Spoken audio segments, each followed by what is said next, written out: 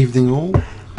I thought it would be interesting to have a look at Nottingham 1936 this week.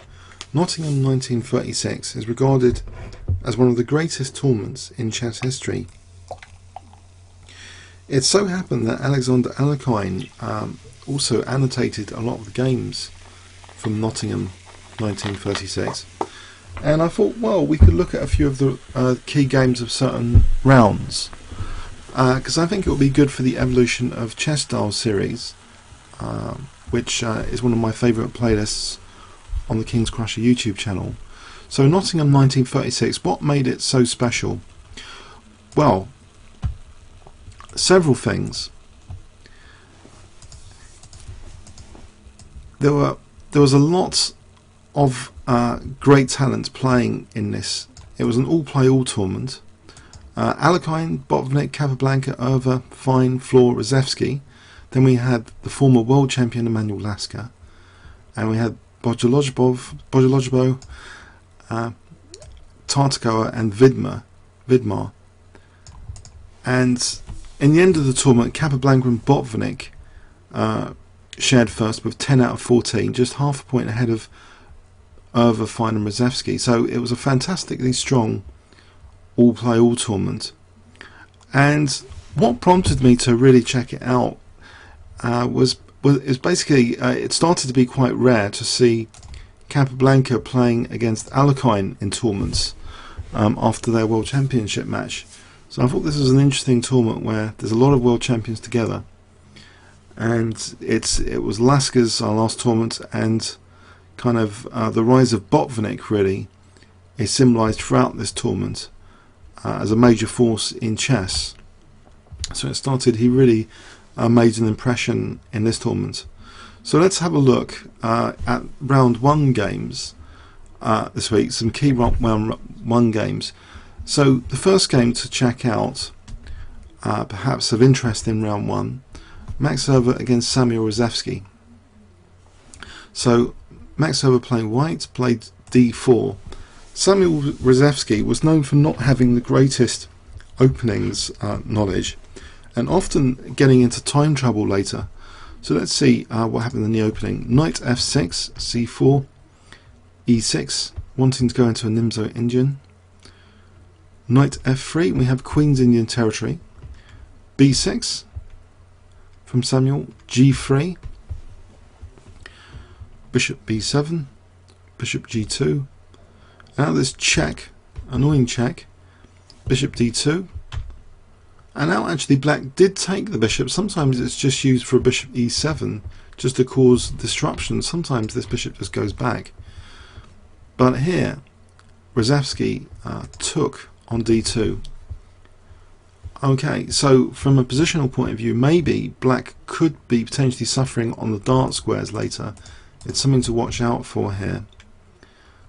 Black castles, knight c3, d6. Queen c2. So white with queen c2 is looking to play e4, perhaps. Queen e7, but he doesn't actually play it here. White castles. Now black plays c5, and actually the intention is placed on the d file in this position. Forget about e4. This d file might be of interest after rook ad1. Okay, is d6 slightly vulnerable in this position? So Samuel Reshevsky, who by the way was one of the greatest child prodigies in chess, he had to be concerned here about his d6 pawn. He took on d4, and okay, white's got a slight advantage here, it would seem, with the initiative. The dangerous initiative, I mean, knight b5 for example is striking at d6, but what about the bishops being exchanged? They were exchanged here, and now rook c8. So is black banking on this counterplay against the c4 pawn? Well, queen d3 addresses c4 for a moment, and still targets d6 potentially with knight b5. Knight bd7 now. So knight e5 is in the air here, potentially attacking c4. Now this is addressed with knight f3. And here it looks as though black's resourcefully, kind of just in time, resolved the issue with the d6 pawn, because now he plays knight e5 just in time, counter-attacking at c4. White though takes. Okay, does white have anything here? He's doubled black's pawns, but black hasn't got, it seems, an easy target. We see now queen f3, which ties down the rook. Can't take here because pointing at this rook. That rook moves, now really fattening the c4 pawn, and this is addressed with b3. Okay, now black does have this kind of pin on c4, well, pressure to exert with potentially b5, so a6, as though b5 might come handy. Knight e4 is played here. So what is Max Euwe up to in this position? Where is white's advantage now? We see knight takes e4, queen takes e4, and this looks annoying on e5 now. How can black adequately defend e5, in fact, without allowing, say, a rook infiltration on the 7th rank? Black tries to keep active. He plays b5, counter-attacking on c4 again. And now e5 is going to be protected. After c takes b, rook takes, protecting e5 anyway. So all white has is this 2-to-1 pawn majority here. Not much of an advantage, surely, to try and win. Has white played too quietly here? Rook c1. Offering now an exchange of rooks. Rook d1. Okay, but black still has a structure which maybe is not ideal in certain respects. White is also threatening again that the rook infiltration could be really annoying to d7 here. We see queen b5 preventing rook d7, rook c1. Trying to use the back row trick, of course. Rook d8, and we get this rook infiltration, which is really quite annoying. Rook c7, g6, sorting out the back row issues. Queen f3, directly attacking the f7 pawn now. That's protected. Rook a7. Okay, white has some useful options here to consider. With this rook aggressively posted, maybe even queen d3, just to try and win this and steamroll these pawns forward. This 2-to-1 pawn majority could be a 2-to-0 any moment now. a5, and we do see queen d3, so white's pretty ruthless in that, you know, he doesn't mind the exchanges. He's just trying to emphasize his 2-to-1 pawn majority here. Very simple chess indeed. The check, I think, is pretty harmless here. If black played check, maybe just f3 or even I think e4 might run into f5, but black chose actually queen c5, attacking the rook. The rook moves to a6. Now we see queen b4, and the rook stubbornly goes back here, inviting, it seems, almost a repetition. But white now invites double pawns with queen e3, just to try and get rid of the queens. Black's not interested. Check. Now, interestingly, you might consider f3 would seem a move in this position. Our player in the game, Max Euwe, was the world champion at the time of this game. This is 1936. Let's just establish that as a fact. 1936.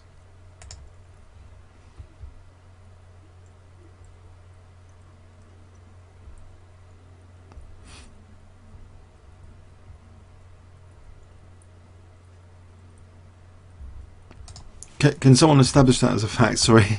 Nottingham, it's the 10th of August 1936. Could someone just historically check to make sure that the player with white is the world champion at the time? I should have really pointed that out. Thank you for that question. If someone can establish that. So this is 10th of August 1936, the date of this game. Okay, if someone gets back to me on that, that'd be really appreciated. Max plays King H3 here. It seems surprising not to play F3 a little bit, to me, intuitively. Okay. We see, well, maybe one problem. I'm not sure I see too many problems with F3, except for maybe Queen D4, because that would undouble the pawns. Perhaps this is the idea that now in this position, you know, this might not be ideal in some respects. Okay, but A5 is dropping. It's still white seems to have a very good position there with A5 dropping. Okay, but King H3, let's go with this. H5, Queen C3, Queen D1. King drops back now to G2, offering E2 for A5, and that's taken. So we have this pronounced 2-0 pawn majority, 2 connected pass pawns. Okay, we have Knock on stream saying world champion from 1935 to 37. Okay, what particular in 1937? When did his reign exactly end? Max Euwe's reign. Does anyone know? So check, Queen F3, Queen C2, H4. Okay, so Rook C8. So how is this converted into a win? Well, still F7's a problem. Rook A7, protected. That's taken. Okay, check. And now the A pawn starts running. Queen B6. Now here is to accelerate the A pawn. B3 is sacrificed. Max plays A5. He doesn't mind about B3. If he controls this diagonal, he's stopping the checks. He just needs this A pawn to run. That's taken. A6. Now Queen B7 is a bit of a menace, and then A7. Queen A3, A7.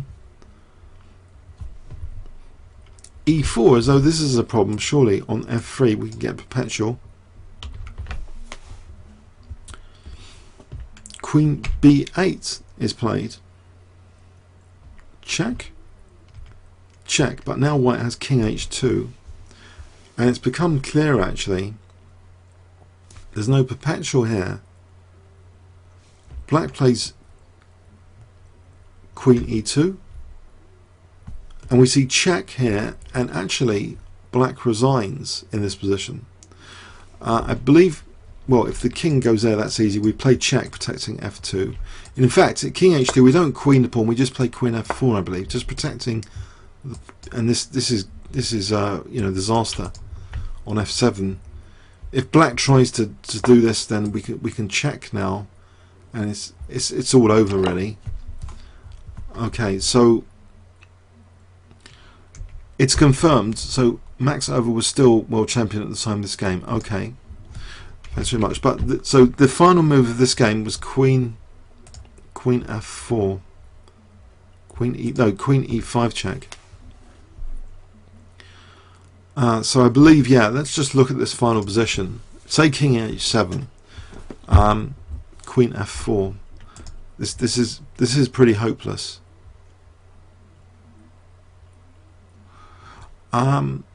It was a very, very simply played game in many respects.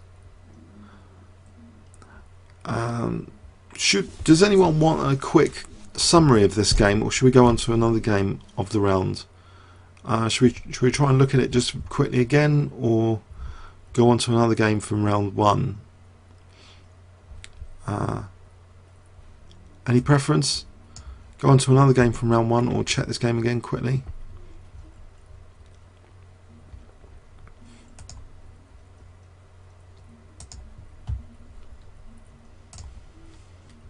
Okay, let's go on to another game. Now, Alekhine, who was the annotator, the great annotator for this event, let's have a look at his game in round 1. So he was playing Salomon Floor. So Floor had a quiet positional style. So Alekhine played e4, and we do have these flights of fantasy openings by Alekhine at the time. So what we see now is Black playing the French defence, Floor playing the French defence, d4, d5, knight c3, and the French defence Euwe clearly wasn't evolved at that time that much. I think Botvinnik in particular did a lot of work on the French defence Euwe, which is e5 and c5 and then loads of theory. But Alekhine played bishop d2, and with this it's strange that it looks like a dangerous kind of gambit idea. Floor played d takes e4. Clearly he's going after this d pawn. So is Alekhine a total patzer? Why has he just left this central d pawn hanging? Interesting conception, isn't it? Actually, let's have a quick assessment intuitively. After knight takes e4, queen takes d4, if I ask the question, do you think white has any compensation here? If I give you 20 seconds to have a look at this, what would you say? If you had the white pieces, do you think you've got any compensation for losing that centre pawn?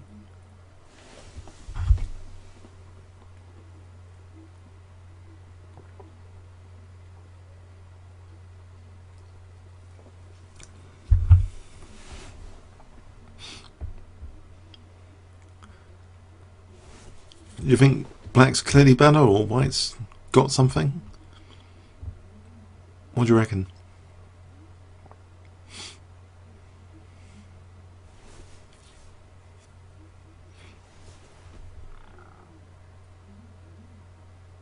Nope. By the way, just we've gone through a little bit of time now. I'm hoping my internet's stable. It was a bit unstable earlier. If I get disconnected, I apologise, but hopefully this is going to last for at least half an hour more. White has better developments. Chess says, right, better developments. Gaga 1204, nope. Anyone on stream wants to give an opinion about this before we carry on? Okay. Alright, we'll carry on. Bishop d3. And black, well, there is a threat. There is a concrete threat here, in fact. If this bishop wants to move back now, this would be a disaster straight off the bat, surely, with bishop c3. Look at this. Ouch. Okay, so this is a bit annoying. Bishop takes d2 was played. Queen takes d2, threat, bishop b5 check to win the queen. Queen drops back, and now white castles queenside. And now it looks a bit rosier, doesn't it? Doesn't it look as though something's happened that makes this look better for white than what we just saw? If you were to assess this position, do you think now white has definite compensation? If I gave you 20 seconds here, does white have definite compensation for the sacrifice pawn? It looks like a very exciting position for white here.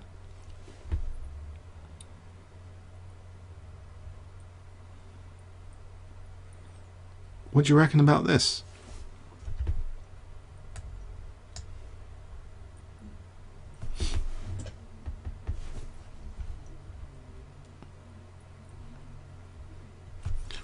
Okay. Well, anyway, white's threatening bishop b5 check to win the queen. So the queen moves here to e7. And then we see knight f3. Knight f6. Rook he1. Floor takes on e4. Rook takes e4. Knight d7. Rook g4, aggressive stuff. f5, not minding a temporary kind of weakness you can consider. If that, you can consider e5 a weakness. Rook f4, knight f6, rook e1. So nasty pin.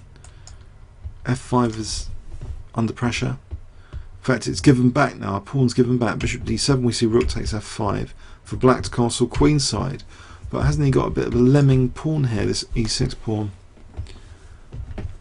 Rook a5. So white's not even material down. He's got something out of the opening surely. King b8. Knight e5. It looks like a nice knight to stop a lot of black's activities. It looks a very aggressive knight. Bishop e8. Now g3 is just setting up f4 slowly. Knight d5. Rook e4. Is this rook going to swing in for an attack here? It's controlling b4 just in case knight b4 was a problem with that pin. Knight b6. Queen e3 getting out of the way. Black was threatening potentially, well, potentially something maybe like knight c4 if, no, not in this position, pardon me. Let's have a look. Queen e3. So potentially e6 is weak though. So like say knight f3 would attack e6. Rook d5. Rook a3. Queen c5, offering the exchange of queens. And Alexander does take that and reinforces his knight with f4. Rook d5. Okay, and actually it's a bit of a grind from here. It's equal on material, but quite a lot of manoeuvring now. Knight f3, bishop d7, knight g5, putting pressure on e6, c4, rook f5, rook d4, now c5, winning a pawn for the first time in the game. Bishop c6, bishop g6. Can black really put up resistance here? A pawn down now. Well, he's got a hold on d5 at the moment. There's a threat now with this last move of knight g6 to fork the rooks. Okay, knight f3. Toying with black a bit here.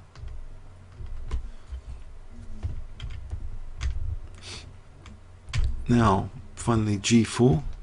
b6, black's trying to do something on the queen side, it seems. g5. Knight d7. Knight's come off. h5. It's these pawns which look to be white's major asset now. It's three pawns over here, or 2-1 there. So, like in the Max Over game, a pawn majority, simple thing, pawn majorities can play such a decisive role in these games. Actually, black's resistance is broken down now quite significantly with this exchange sack. Rook takes e6 by Alexander. The pawns are really rolling. He's destroying black's position with this.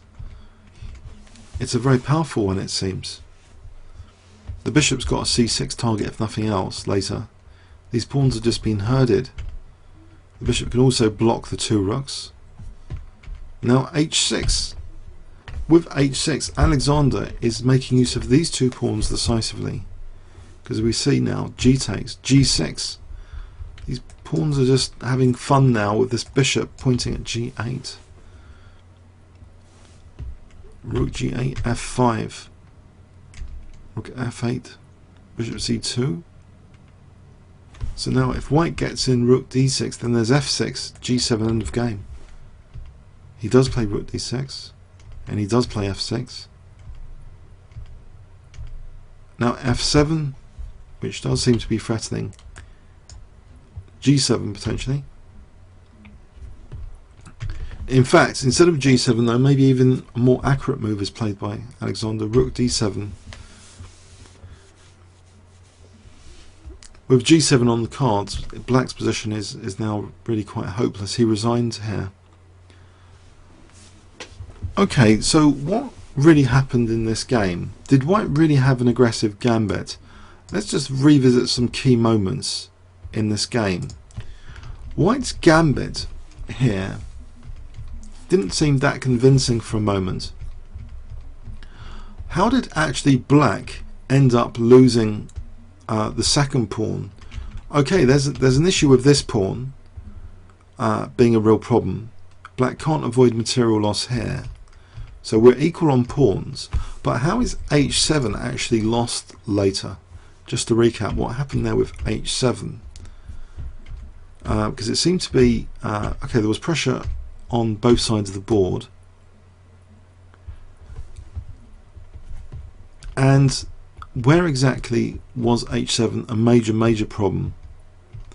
Knight f3, the rook's kind of, unless it wanted to move, but e6 was picked on.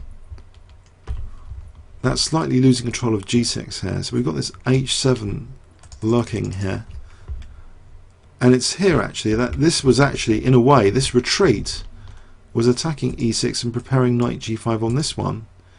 So there's a kind of weakness of the last move, because that's threatening all sorts of things. We saw bishop d7, knight g5, threatening e6 and h7, double attack. And it was the winning of that pawn which seemed to later, well, the prelude for the pawn smashing through was winning this pawn. So, you know, if h6, then I guess knight e6 is fine here. So yeah, Floor lost the pawn, but instead of taking, taking here, there might be actually rook h5, I guess, double attacking. So he didn't take here immediately. That might be the reason, rook h5. What he did was actually try and chase the rook, I guess to try and deprive black of this rook h5 resource. And now after rook d4, again the pawn's on the skewer now, the pawn's on the skewer, the rook moves. And again, you know, before taking the pawn, there might not be a definite problem here in taking this pawn, but this knight was chased first. Possibly actually there's an inconvenience factor of c5, because where can the rook move? If here we can maybe play this carnivorous king, and if rook e4, well, you know, maybe this is annoying again. So this c5 as well from white, I think, is making the coast clear for winning this pawn. So finally, it's taken not with the knight anyway, but with the bishop, without too much compensation for black. And then we see this pawn majority kind of being used,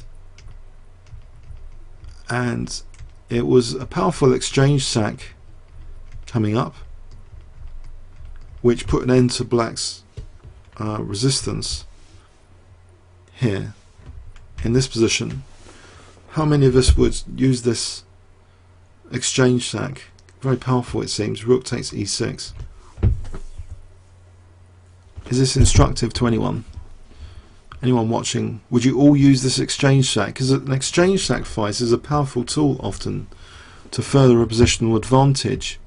Sometimes you have to lose a little bit of material technically to emphasize positional factors, and here it's the passed pawns which are being emphasized. So would you all use the exchange sacrifice? On PlayChess, actually, the rating spectrum, we have chess says 2030. Would you use the exchange sack? We have some people above, below 2000. Sometimes you have to let go of material just to increase the positional advantage, and this is one of those cases. How else would white actually progress if black's got a stubborn blockade on f5? And you know, you can't really progress that easily with this bishop sitting quite prettily on d5. So it's a great way of knocking out the bishop. If you play something like bishop takes d5, maybe black, you know, just gets rid of e6 and now rook b5 later. It's problems, maybe more problems than needed. So okay, so you know, rook takes e6. Sometimes we have to do that. So it seemed quite easy after. Now this pawn sack again is a positional sacrifice, just to get these two as connected passed pawns, not minding black's potential h pawn. These pawns are just too quick compared to this pawn. It just needs, all it needs now. Is this really the game? Actually, isn't there bishop takes g8 here? Have I completely messed up this game?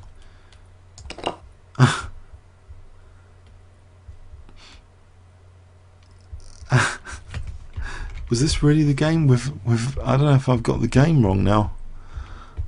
h6 g6, we have rook g8. What's wrong with bishop takes g8?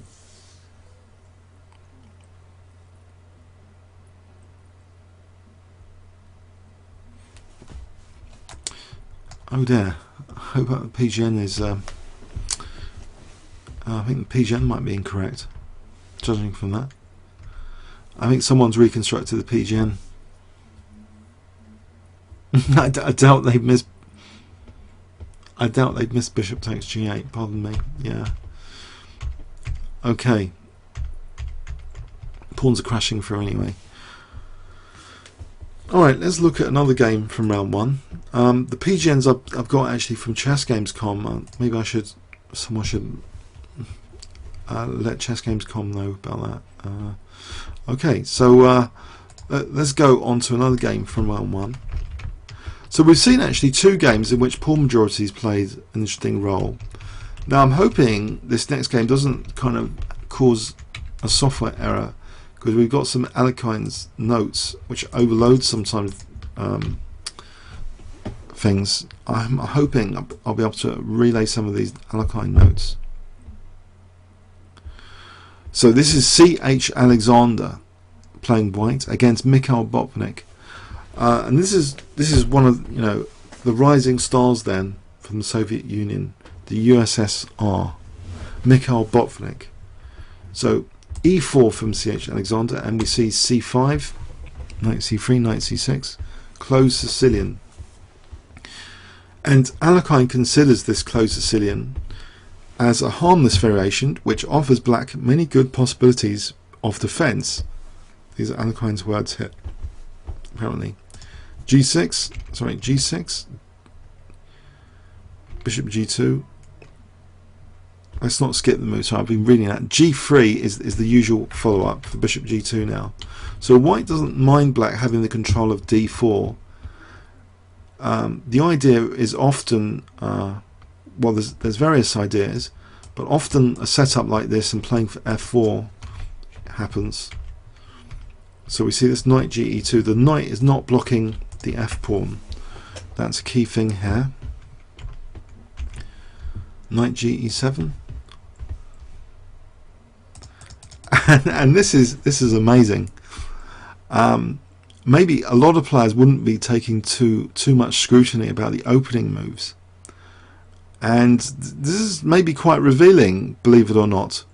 How many of us would just routinely castle here? If you were going to answer honestly, if I gave you 20 seconds here, would you just castle as white in this position? If I gave you 20 seconds to think about it. So your move as white, would you routinely castle?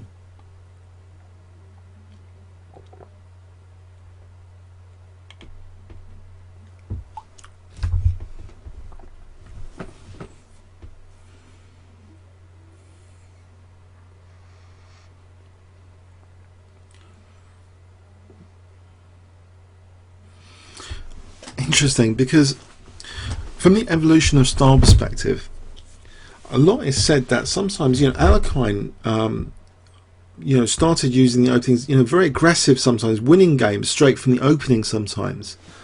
And maybe, he had this great scrutiny here that even the castling, he's got notes here to give castling here a question mark. He said basically in his notes, Alexander Alekhine, of this game, too indifferent. White should have made a demonstration on the king side by h4 and bishop g5. That's what Alekhine said. And if h6, then we drop the bishop back to f4 and we play something like queen d2. And the idea of that were to cause black some development difficulties compared to the actual game. So that was Alekhine's recommendation. But this looks very theoretical to just castle here, to be honest. But that's interesting. He's questioning even this routine move here. So anyway, black castles, bishop e3, and again he's mentioned this idea of bishop g5 or bishop f4 as being better. White should leave himself the possibility of taking the intruding knight on d4 with his own knight. You see, in this position, after knight d4, we can't very well take now because of this fork. Maybe he's got a point. Queen d2, d5, knight f4 now, and comparatively better, Alekhine writes, is knight d1, so we could dislodge the knight as rapidly as possible with, say, c3. Okay, so knight f4, we've got this intrusive knight on d4. Okay, it's left there, and Botvinnik just takes on e4 and plays queen c7. So Botvinnik's got a stranglehold on the position here. Rook ad1, and Alekhine writes the game is already very difficult to defend here for white. Rook d8, so black's immediately threatening knight f3 check just to win the queen. Queen steps out of the way. b6, so this bishop could cause pain on this diagonal in particular, or go to this diagonal. It actually goes to the a6 to f1 diagonal here. Now king h1, another question mark move by Alekhine. This move, and not the next one, was generally suggested as a decisive mistake. White's last chance of salvation consisted of knight b1 with the idea of c3. That's what Alekhine considered the last idea. And if g5, then knight d3. Okay. And then f4 with some kind of counterplay. So Alekhine is actually looking at counterplay as well. Generally, the concept is not alien to Alekhine. Counterplay generation. White's devoid of counterplay here, and king h1 doesn't really help the situation. This knight really is destroying a lot of White's game, making White's game quite miserable. Black's reinforcing his grip on d4. Knight f e2 only shortens the end. This move now, knight takes e2. We get an exchange of rooks. Knight takes e2. And now, unfortunately, there's a tactical combination for black. Black just simply plays a forcing sequence. Bishop takes e2. And now the back row is a little bit weak. This back row is a bit annoying. Black plays bishop takes b2 just to crash down with rook d1. So he's won a pawn. Check. Check. Rook d1. Pawn up. Horrible. White plays rook d2. Black just takes. And now it gets the queens off. Queen e5. Forcing an endgame in which, besides the extra pawn, he will possess a powerful knight against what Alekhine calls an anemic bishop. It's an anemic bishop. So queen takes e5, knight takes e5, bishop c3, f6.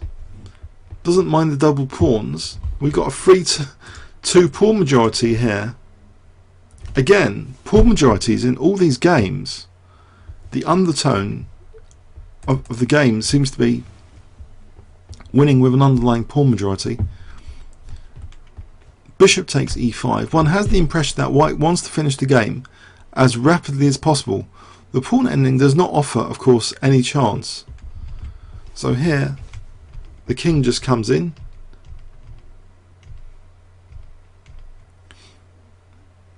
Black doesn't mind sacrificing that e5 pawn, because now look, he's generating his a pawn if this is knocked out. A takes, king takes. He's got this running a pawn. Hopeless. King d2, king a4, and here white resigned. This was an impressive round one by Mikhail Botvinnik, because, you know, white didn't get any counterplay. He was wiped out without a chance. If we look at this game again, in fact, let's flip the board. Black played, it seems, in a very modern manner against the closed Sicilian, establishing this knight on d4, and white just left it there. And black, actually, with d takes e4, was looking at this diagonal perhaps already when he played d takes e4.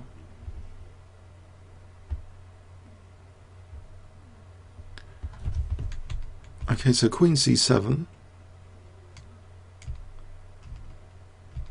Now this diagonal is really quite powerful to use here. So bishop a6. Where was white's play? And this is given as one of the major mistakes. I would say this is a very, very strongly played game by black. How many of you would agree that black's play did seem, with, you know, not giving white a chance? A forcing sequence now, just winning a pawn by force. Player in the game, black's setup is the Staunton system. Okay, thank you. I'll take your word on that. So he just wins a pawn by force. Bishop takes e2. He's showing you can play the forcing sequences as well. He can calculate well, but he didn't give white any counterplay really, and white's just drifted into a lost king and pawn ending. Gone. This double attack on b2 and e4 is end of game. The other instructive thing about this ending was black just wants his a pawn. You know, he doesn't mind about white winning a pawn here, because there's nothing affected pawn majority wise. So just getting the king to c5 here is okay to support b5. Doesn't matter about this losing this pawn here. Okay, hopeless. Okay, so these games are really, they have this simplicity to them so far. I think you'll agree there's an underlying simplicity and elegance to these games. How we saw the players winning, Euwe, Alekhine and Botvinnik so far in round one. And I think it is a great tournament to have a look at because of the clashes.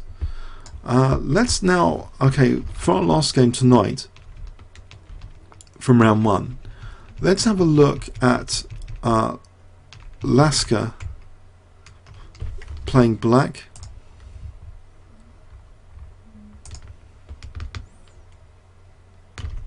Against Ruben Fine. So this in round one, 10th of August 1936.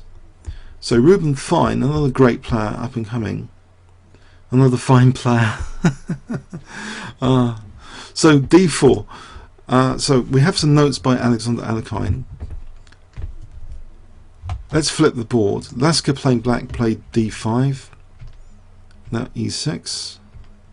He was getting on a bit, Lasker, though, to be fair. e3.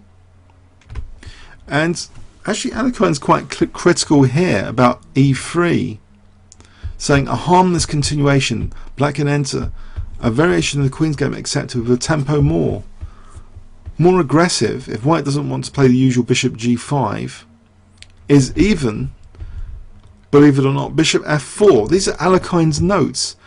Guess who's playing bishop f4 nowadays? I think I've seen Magnus Carlsen play bishop f4. So Alekhine's notes are quite interesting. So e3, he sees this as harmless. It is shutting down the bishop here. Black castles, bishop d3. D takes, bishop takes c4, c5. White castles, a6. Queen e2. Of doubtful value, Queen e2. More correct was actually, according to Alekhine, bishop d3, with the idea of answering b5 with d takes c5. Okay, so he gives this Queen e2 of doubtful value here, interestingly. Now after b5, bishop d3, bishop b7 is played. Okay, and gives this a question mark, because really whites can force this symmetrical pawn structure with d takes c5 here, but it would have been better, according to Alekhine, to play knight bd7. So at least, you know, if takes, we can take with the knight, and that's a nice aggressive knight. We'd have the symmetrical pawn structure position. Maybe a slight improvement over the game, because in the game bishop b7, and white did play d takes c5, symmetrical pawn structure. e4, knight bd7, and there's a slight problem here. The idea apparently is, if e5, we could answer that with taking the knight and then playing knight d5. So okay, white played bishop g5, h6, bishop h4. Now here, you know, black should be about equal. Yeah, Progmeister, personally d takes c5 isn't that good. Yeah, it looks a bit boring with the symmetrical pawn structure. And black, I think, you know, Lasker is getting on a bit. I'm sorry to say that, but this move doesn't look like the classical Lasker. He weakens his queenside with b4. Alekhine's notes say weakening the position on the queen side without necessity or equivalent. b4 does give this knight a4, you know, c5 might be a good square for white. So knight a4, bishop e7, and you know, look at this target, this rook's tied down to a6 all of a sudden. Was b4 really necessary? And things get even worse now for Lasker. He's putting his pieces in awkward places now after knight h5. The knight's, okay, might be threatening to come to f4. We see taking on e7, rook ac1. Now, you know, just a really odd move here. Instead of this knight f4, you know, grab this bishop at least. Wouldn't that help resolve the pressure on a6? This next move is really curious. It gives white a much bigger advantage. Lasker played knight df6. This knight on h5 is strandable now with g3. It's a ridiculous thing to have done, not to have played knight f4. This is not good.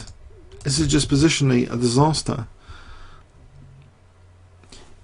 Let's have a look at knight f4 and Alekhine's notes. Why would he have rejected knight f4 in this position. In Alekhine's notes, he indicates that maybe he didn't like queen e3, knight takes d3. What is there not to like about that? There's the possibility of rook c7. Okay, so queen e3, knight takes.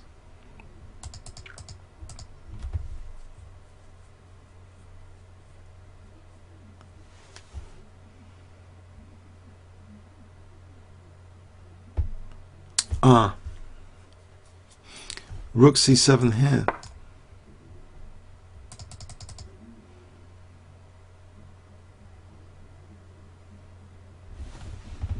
But there is rook ac8. This may not be a major concern. Rook ac8, Alekhine writes. I think with equality, I think it's this position he's referring to. So for whatever reason, this knight it was stranded, unfortunately, on h5.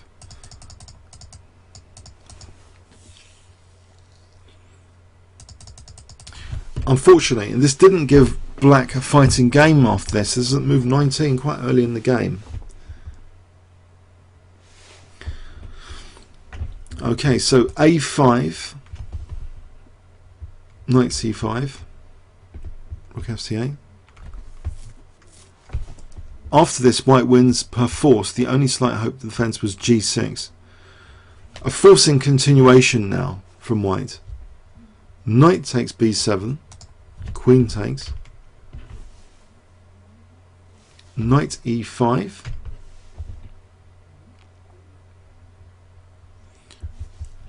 okay.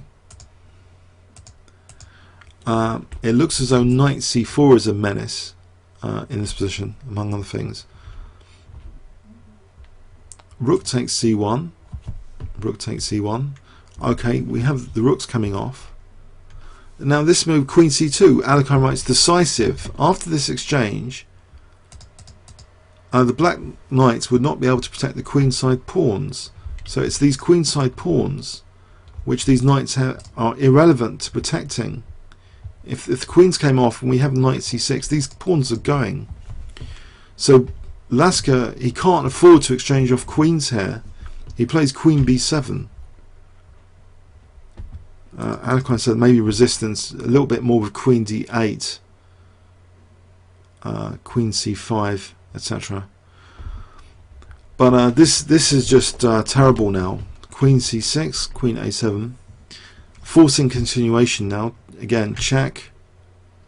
Now knight c6, attacking the queen and making way for e5 check. It's horrible. Okay, g6. It's end of game. It's a bad game by Lasker in this tournament.